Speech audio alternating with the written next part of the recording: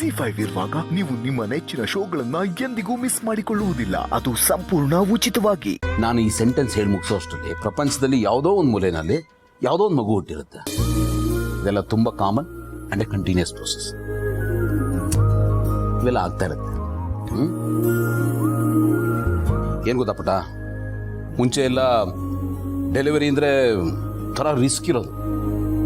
ಒಂದು ಮಗುಗೆ ಜನ್ಮ ಕೊಡೋದು ಅಂದ್ರೆ ಯುದ್ಧ ಗೆದ್ದು ಬಂದಷ್ಟೇ ಒಂಥರ ಕಷ್ಟ ಆಗೋದು. ಈಗೆಲ್ಲ ಹಾಗಿಲ್ಲ. ಮೆಡಿಕಲ್ ಅಡ್ವಾನ್ಸ್ಮೆಂಟ್ ಆಗಿದೆ. ಸ್ಕ್ಯಾನಿಂಗು, ಆ ಟೆಸ್ಟು, ಈ ಟೆಸ್ಟು ಅಂತ ಕಂಟಿನ್ಯೂಸ್ ಆಗಿ ಮಾಡ್ತಾನೆ ಇರ್ತಾರೆ. ಏನಾದರೂ ಸಮಸ್ಯೆ ಇದ್ರೆ ಡಯಾಗ್ನೈಸ್ ಮಾಡಿ ಕರೆಕ್ಟಾಗಿ ಟ್ರೀಟ್ಮೆಂಟ್ ಕೊಡ್ತಾನೆ. ಸೊ ನೀನೇನು ಆತಂಕ ಪಟ್ಕೋಬೇಡ. ಯಾರಿಗೂ ಆಗದೆ ಇರೋದು ನನಗೇನು ಆಗೋಗಿದೆ ಹಾಗಂತ ನೀನು ಕೇರ್ಲೆಸ್ ಆಗಿರಬಾರ್ದು. ಡಾಕ್ಟ್ರ್ ಹೇಳೋ ಎಲ್ಲ ಮೆಡಿಸಿನ್ಸ್ನು ಮತ್ತೆ ಫುಡ್ ಸಪ್ಲಿಮೆಂಟ್ಸ್ನು ಟೈಮಿಗೆ ತಗೋತಾ ಇರಬೇಕು. ಈ ವಿಟಮಿನ್ಸು, ಪ್ರೋಟೀನ್ಸು, ಫೈಬರ್ ಇರೋ ಹಣ್ಣು ಇರ್ಬೋದು, ತರಕಾರಿ ಇರ್ಬೋದು, ಆಹಾರ ಇರ್ಬೋದು, ಅದನ್ನು ತಗೊಳ್ತಾ ಬಾ. ಒಂದಷ್ಟು ಎಕ್ಸಸೈಸ್ ಮಾಡು, ಲೈಟಾಗಿ ವಾಕ್ ಮಾಡು, ಒಳ್ಳೆ ಹಾಡು ಕೇಳು, ಒಳ್ಳೆ ಮಾತಾಡು, ಚೆನ್ನಾಗಿ ನಿದ್ದೆ ಮಾಡು. ಸಾಧ್ಯ ಆದಷ್ಟು ಪಾಸಿಟಿವ್ ಆಗಿ, ಈ ನೆಗೆಟಿವ್ ಆಲೋಚನೆಗಳಿಂದ ದೂರ. ಈ ಟೈಮಲ್ಲಿ ನಾವು ದೇಹಕ್ಕೆ ಹೇಗೆ ಒಳ್ಳೆ ಆಹಾರ ಕೊಡ್ತೀವೋ ಹಾಗೆ ಮೈಂಡ್ಗೂ ಒಳ್ಳೆ ಫುಡ್ ಕೊಡಬೇಕು. ಅಂದರೆ ಒಳ್ಳೊಳ್ಳೆ ಆಲೋಚನೆಗಳು ಮಾಡಬೇಕು.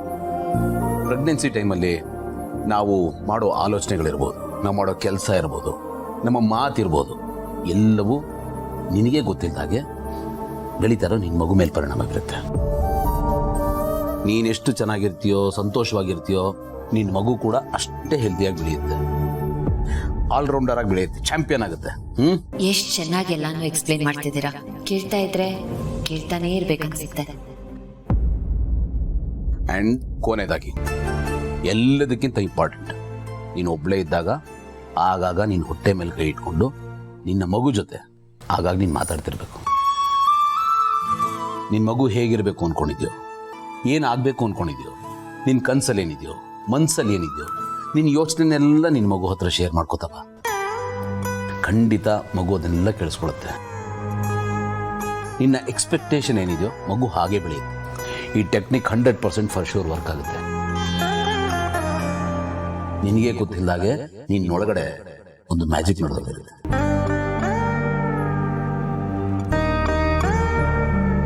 ನಾನು ಹೇಳಿದ್ದೆಲ್ಲ ಅರ್ಥ ಆಯ್ತಲ್ಲ ಪುಟ್ಟ?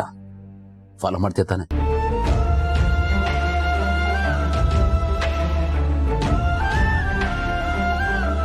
ಏನಾಯ್ತು ಪುಟ್ಟ? ನೀನ್ ನನ್ನ ಲೈಫಲ್ಲಿ ಸಿಕ್ಕಿರೋದಕ್ಕೆ ನಾನು ತುಂಬಾ ಲಕ್ಕಿ ಅಣ್ಣ. ಅಪ್ಪ ಇಲ್ಲ ಅನ್ನೋಕ್ವರೆಗೂ ಯಾವತ್ತೂ ಬರ್ದೇ ಇರೋ ಥರ ನಾನು ನೋಡ್ಕೊಂಡಿದ್ಯಾ. ನೀನು ನನ್ನ ಜೊತೆಗಿದ್ರೆ ತುಂಬ ಧೈರ್ಯ ಅಣ್ಣ. ಏನೋ ಒಂಥರ ಸೆಕ್ಯೂರ್ಡ್ ಫೀಲಿಂಗ್. ಥ್ಯಾಂಕ್ ಯು ಅಣ್ಣ. Thank you for everything. Mom, ಈ ಮಹಿಗೆ ಎಷ್ಟು ದುರಹಂಕಾರ ನೋಡು, ಎಷ್ಟು ಸೆಲ್ಫಿಶ್ ಆಗಿ ಮಾತಾಡ್ತಾಳೆ. ಏನ್ ಮಾಡೋದು, ಹುಟ್ಟದಾಗ್ಲಿಂದ ಅವಳು ನೀನ್ ಅಣ್ಣನ ಪ್ರೀತಿಯಲ್ಲೇ ಬೆಳೆದಿರೋದು. ಅವಳಿಗೆ ಕಷ್ಟ ಅನ್ನೋದೇ ಗೊತ್ತಿಲ್ಲ.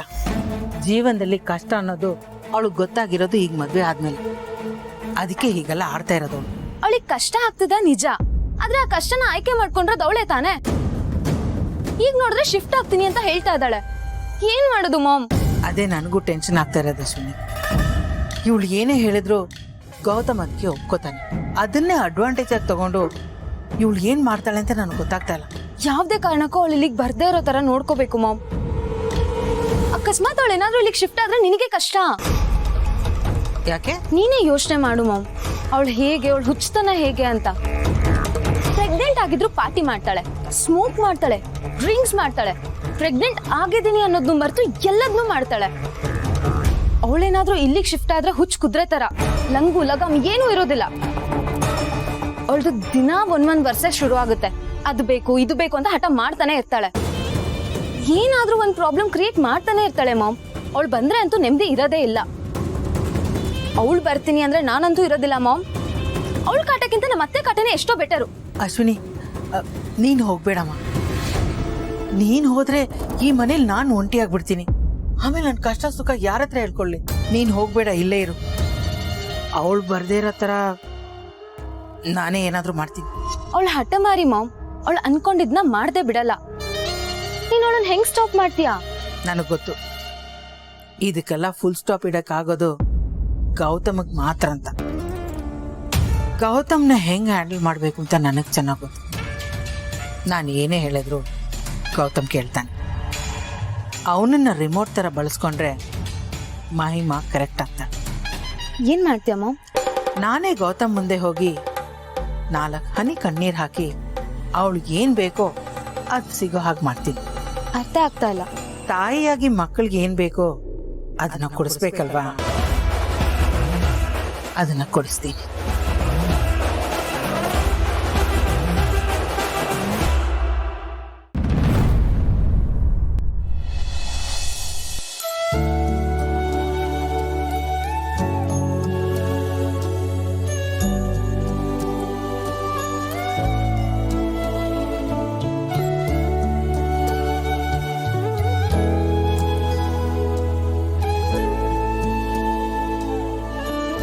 ಯಾಕೆ ಹಂಗೆ ನೋಡ್ತಾ ಇದ್ದೀರಾ? ನೀವು ನನ್ನ ಕಣ್ಣಿಗೆ ಪುಟ್ಟ ಮಗು ತರ ಕಾಣ್ತಿದ್ದೀರಾ. ಮೀಸೇರೋ ಮಗು. ಮಹಿಮಾ ವಿಷಯ ಗೊತ್ತಾದ್ಮೇಲೆ ಎಲ್ಲರೂ ತುಂಬಾ ಖುಷಿ ಪಟ್ರು. ಆದ್ರೆ ನಿಮ್ ಖುಷಿನೇ ಬೇರೆ. ತೂಕ ಹಾಕಿದ್ರೆ ಅವ್ರ ಖುಷಿಗಿಂತ ನಿಮ್ ಖುಷಿನೇ ಜಾಸ್ತಿ ತೂಗುತ್ತೆ. ನೀವೆಷ್ಟು ಖುಷಿಯಾಗಿದ್ದೀರಾ ಅಂದ್ರೆ ನಿಮ್ಮನ್ನ ನೋಡ್ತಿರೋರ್ಗೆ ಖುಷಿ ಅನ್ಸುತ್ತೆ, ಅಷ್ಟು ಖುಷಿಯಾಗಿದ್ದೀರಾ. ಈ ಖುಷಿ ಅನ್ನೋದು ಒಂಥರ ಸಮುದ್ರದ ಅಲೆಗಳ ಹಾಗೆ, ಒಂದಾದ್ರ ಮೇಲೆ ಒಂದು ಬರ್ತಾನೇ ಇರುತ್ತೆ. ಹಾಗಾಗ್ಬೇಕಂದ್ರೆ ಮನಸ್ಸು ಸಹ ಸಮುದ್ರ ಅಷ್ಟೇ ವಿಶಾಲವಾಗಿರ್ಬೇಕು.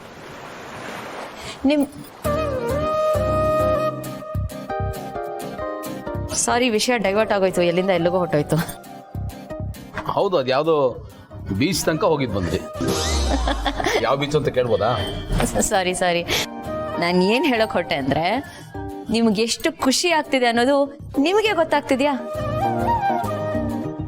ಏನು ಗೊತ್ತಾ, ನಾವು ಅನ್ಕೊಂಡಿದ್ದು, ನಾವು ಬಯಸಿದ್ದು ಆಗ್ತಾ ಇದೆ ಅಂದಾಗ ಖುಷಿ ಆಗೋದು ಸಹಜ ಅಲ್ವಾ? ಮಕ್ಕಳಂದ್ರೆ ಅಷ್ಟಿಷ್ಟನಾ ನಿಮಗೆ? ಆಫ್ ಕೋರ್ಸ್, ಮಕ್ಕಳಂದ್ರೆ ಯಾರಿಗಿಷ್ಟ ಇಷ್ಟ ಇಲ್ಲ ಹೇಳಿ? ನನಗೆ ಬಹಳ ಇಷ್ಟ. ಗಂಡ ಹೆಣ್ಣ ಎರಡು.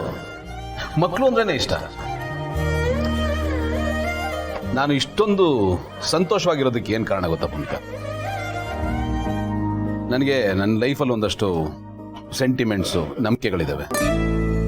ನನ್ನ ಜೀವನಕ್ಕೆ ಮೂಲ ಆಧಾರ ಸ್ತಂಭನೇ ಅದು. ನಮ್ಮ ತಂದೆ ಮೇಲೆ ತುಂಬಾ ಅಟ್ಯಾಚ್ಮೆಂಟ್ ಇತ್ತು ನನಗೆ. ಅವ್ರು ಹೋದಾಗ ತುಂಬ ನೋವನ್ನು ಅನುಭವಿಸಿದ್ದೆ. ಹಾಗಾಗಿ ಅವತ್ತಿಂದ ಇವತ್ತವರೆಗೂ ನಮ್ಮ ಮನೆಯಲ್ಲಿ ಹುಟ್ಟೋ ಮೊದಲನೇ ಮಗು ನಮ್ಮ ತಂದೆನೇ ಅನ್ನೋ ಬಲವಾದ ನಂಬಿಕೆ ನನಗೆ. ಸೊ ಪ್ರಾಬಬಲಿ ನಾನು ಖುಷಿಯಾಗಿರೋದಕ್ಕೆ ಅದೇ ಕಾರಣ ಇರಬೇಕು. ನಮ್ಮ ತಂದೆನ ಮತ್ತೆ ಬರ್ಮಾಡ್ಕೊಳ್ಳೋ ಒಂದು ಖುಷಿ. ನಿಮಗೆ ನಿಮ್ಮ ತಂದೆ ಅಂದರೆ ಎಷ್ಟು ಇಷ್ಟ ಅಂತ ಗೊತ್ತು. ನೀವು ಅವ್ರ ಬಗ್ಗೆ ಆಗಾಗ ಹೇಳ್ಕೊಂಡಿದ್ದೀರಾ, ತೋರಿಸ್ಕೊಂಡಿದ್ದೀರಾ. ಮೋಸ್ಟ್ಲಿ ನೀವು ನಿಮ್ಮ ತಂದೆನ ನೆನಪಿಸ್ಕೊಳ್ದೇ ಇರೋ ಸಂದರ್ಭನೇ ಇಲ್ಲ ಅಂದ್ರೂ ತಪ್ಪಾಗಲ್ಲ. ನಿಮ್ಮ ತಂದೆ ನಿಮ್ಮಲ್ಲಿ ಅಷ್ಟು ಬೆರ್ತೋಗಿದ್ದಾರೆ. ಹೌದು, ನಮ್ಮಪ್ಪ ಯಾವತ್ತೂ ನನ್ನ ಯೋಚನೆಯಲ್ಲಿ ಇದ್ದೇ ಇರ್ತಾರೆ.